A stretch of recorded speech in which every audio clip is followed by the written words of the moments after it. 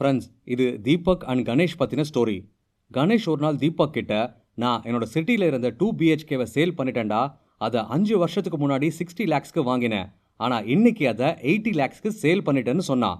வீட்டில் உட்காந்தே 20 lakhs profit earn பண்ணிட்டேன்னு சொன்னான். இதை தீபக் கேட்டதும் ஒரு ஜெலஸ் ஃபீலிங் அவனுக்குள்ள வந்துடுச்சு. அவனோட 6 வயசு பையனை பார்த்து, இன்னும் நான் ரெண்டட் ஹவுஸில் தான் இருக்கேன்னு ஒரு ஃபெயிலியர் ஃபீலிங் அவனுக்குள்ள வந்துடுச்சு.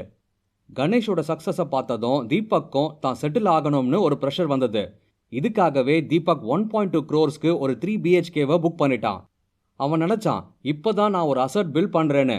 ஆனால் 7 வருஷம் கழிச்சு அது எவ்வளோ பெரிய தப்புன்னு அவனுக்கு புரிஞ்சுது. ஃப்ரெண்ட்ஸ், 1.2 crore அசட்டோட ரியாலிட்டி என்னன்னு பார்க்கலாம்.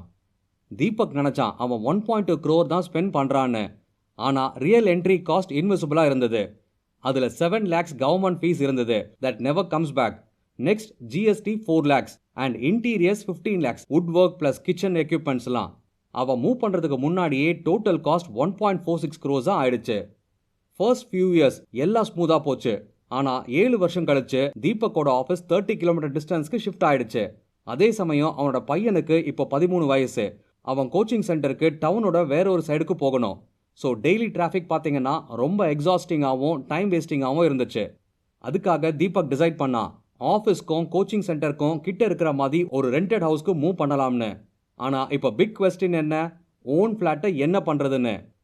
எல்லாரும் அவனுக்கு அட்வைஸ் பண்ணாங்க, ரெண்ட்டுக்கு கொடுத்து விடுன்னு. இது rent illusion, break even drop. Deepak plan பண்ணான், நான் 35,000 ரெண்ட் கொடுத்து நியூ பிளேஸை ஸ்டே பண்ண போகிறேன் அண்ட் என்னோட ஃப்ளாட்டை 35,000க்கு ரெண்ட்டுக்கு கொடுக்க போகிறேன்னு. இது ரெண்டுமே ஈக்குவல் பேலன்ஸ் ஆகிடும்னு அவன் நினச்சான். ஆனால் அது கம்ப்ளீட்லி ராங். இன்ஃபேக்ட் இதுக்குள்ளே இருக்க ஹிடன் மேத் அவனுக்கு தெரியல. ஃபர்ஸ்ட் பார்த்தீங்கன்னா என்ட்ரி காஸ்ட் ஆஃப் ரெண்டிங். இது 7 வருஷம் பழைய ஃப்ளாட். வால்ஸ் டல் ஆகிடுச்சு, கிச்சன் கிரீஸ் ஸ்டெயின்ஸ்னு இது எல்லாமே தெரிய ஸ்டார்ட் ஆச்சு. ஸோ டெனண்ட் அட்ராக்ட் பண்ண ப்ரீமியம் லுக் வேணும்.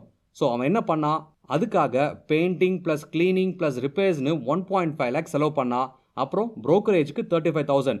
So total loss before first rent அது எவ்வளோன்னு பார்த்தீங்கன்னா rupees 1.85 lakhs. செகண்ட் நம்ம பார்க்க போகிறது லேண்ட்லார்ட் நைட்மேர். டெனன்ட் கொஞ்சம் டைம்க்கு அப்புறமா கால் பண்ண ஸ்டார்ட் பண்ணாங்க. எதுக்காகனா ஃப்ளஷ் லீக் ஆகுது, கீசர் ஒர்க் ஆகலை அண்ட் பெட்ரூம் சீப்பேஜ்னு கண்டினியூஸாக கால் பண்ண ஆரம்பித்தாங்க. பிகாஸ் பில்டிங் ஓல்ட் ஆகும்போது ப்ராப்ளம்ஸும் கூடவே ஸ்டார்ட் ஆகும். இதில் மந்த்லி ஆவரேஜ் ரிப்பேருக்குன்னு rupees 2,000 வரை ஆகும். அதுவும் இது யூஸ் பண்ணாத வீடு, ஆனால் செலவு மட்டும் வருது. தேர்ட் நம்ம பார்க்க போகிறது அசோசியேஷன் பாம். இதில் அப்பார்ட்மெண்ட் அசோசியேஷன் மீட்டிங் வேற. பில்டிங் ரொம்ப ஓல்ட் ஆயிடுச்சு, ஸோ மேஜர் ரெனோவேஷன் நீடட்னு சொல்கிறாங்க. இதில் முக்கியமாக டைல்ஸ் சேஞ்ச் பண்ணுறது, எக்ஸ்டீரியர் பெயிண்ட் பண்ணுறது அண்ட் பிளம்பிங் ப்ளஸ் எலக்ட்ரிக்கல் ஒர்க்ஸ்னு. இதனாலேயே தீபக்கு கம்பல்சரி கான்ட்ரிபியூஷனும் வந்துடுச்சு. அதுவும் பார்த்தீங்கன்னா 1.5 lakh வரை ஒன் டைம் பேமெண்ட். இங்கே உண்மை என்னன்னா, அவன் விட்டுட்டு போன வீடை அழகாக மாற்ற காசு கொடுக்குறான். இதில் ப்ளஸ் EMI வேற, அதாவது மந்த்லி EMI 85,000. ஸோ இப்போ ட்ரீம் நைட் மேராக மாறிடுச்சு. முதல்ல அவனுக்கு ட்ரீம் ஹோமாக தெரிஞ்சது இப்போ மணி ப்ளீடிங் மிஷினாக தெரியுது. Because cost of living increase ஆகும்போது ஃப்ளாட் ஒரு பேர்டன் ஆயிடுச்சு. ஃப்ரெண்ட்ஸ், இப்போது கணேஷோட ரியல் ட்ரூத்தை பார்ப்போம். தீபக் ஃபைனலி கணேஷ் கிட்ட கேட்டான், உனக்கு எப்படிடா 20 lakh ப்ராஃபிட் வந்துச்சுன்னு. அதுக்கு கணேஷ் சொல்கிறான், interest 12 lakhs, registration 5 lakhs, brokerage 2 lakhsனு போயிடுச்சு. ஸோ ஆக்சுவல் ப்ராஃபிட்னு பார்த்தா 1 lakh மட்டும்தான் வந்ததுன்னு சொன்னான்.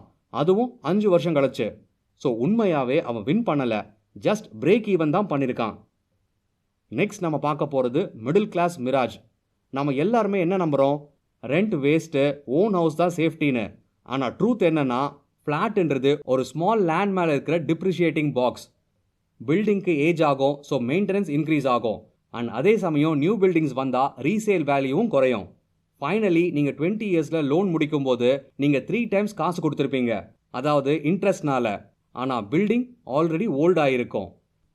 ஃப்ரெண்ட்ஸ், உங்களுக்கு இந்த கொஸ்டின் இப்போ தோணலாம், அது என்னன்னா, should you buy a flat? இது இன்வெஸ்ட்மெண்ட் பர்பஸ்னா ஸ்டாப். இங்கே மேத் யூஸ்வலி ஒர்க் ஆகாது. GST plus interest plus maintenance include பண்ணினா இது கண்டிப்பாக ஒர்க் ஆகாது. நீங்கள் பை பண்ணலாம், பட் ஒன்லி நீங்கள் அதை லிவிங் பர்பஸ்க்காகவும் எமோஷனல் பீஸ் வேணும்னு நினச்சாலும் அண்ட் க்ரோத் ஸ்லோவாக இருந்தாலும் ஓகேன்னு நினச்சாதான். அதுக்கான சில கண்டிஷன்ஸ் இருக்குது. அது என்னன்னு பாருங்கள்.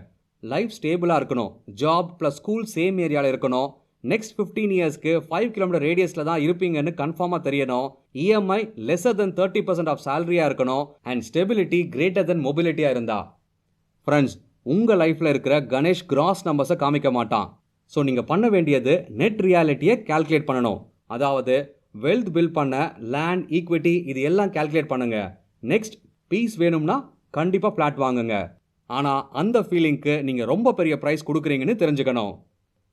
ஸோ ஃப்ரெண்ட்ஸ், வீடியோட எண்டுக்கு வந்துட்டோம். வீடியோ பிடிச்சிருந்தா லைக் பண்ணுங்க அண்ட் சப்ஸ்கிரைபும் பண்ணுங்க. இன்னும் இந்த மாதிரி நிறைய யூஸ்ஃபுல் ஃபினான்ஸ் பிரேக் டவுன்ஸ்க்கு. தேங்க்ஸ் ஃபார் வாட்சிங். தேங்க்யூ.